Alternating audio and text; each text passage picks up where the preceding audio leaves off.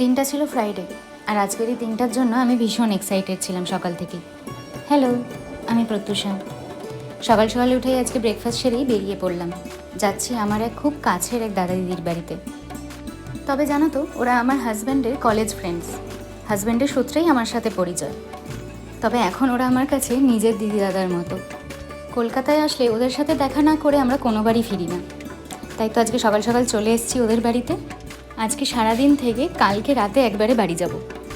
তবে এই দাদা দিদির বাড়িতে একজন ছোট্ট সদস্য আছে জানো, যে সকাল থেকে তার পিপি আর পিজির জন্য অপেক্ষা করে বসে আছে। আমরা যাওয়াতে তার খুশি আর দেখে কে। তবে ওর সাথে সময় কাটাতে গিয়ে আর সেরকম কোনো ক্লিপসই নেওয়া হয়নি।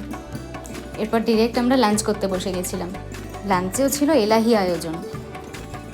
আমাকে তো ছুটি নিয়েই কলকাতায় আসতে হয়েছে, তবে বরমাশাইয়ের আজকে ছুটি ছিল না। তাই তো আর আজকে আমাদের সাথে বিকেলবেলায় বেরোতে পারিনি। তাই তো আমরা চারজনে মিলেই বেরিয়ে পড়লাম। যাচ্ছি একটু অ্যাক্সিস মলে। আসলে আমাদের এই ফ্রেন্ড সার্কেলের মধ্যেই আর একটা ছোট্ট সদস্য অ্যাড হয়েছে। আজ সন্ধেবেলায় সবাই মিলে তাকেই দেখতে যাওয়ার কথা। সবার সাথে আগে দেখা হয়ে গেলেও আমাদের সাথে এই প্রথমবার তার দেখা হবে। তাই ওর জন্য একটু সামান্য কিছু গিফট কিনতে এসেছি।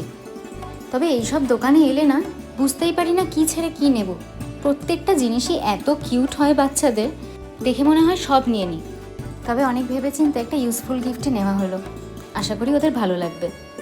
এরপর কেনাকাটি করে চলে এসেছিলাম বারিস্তাতে।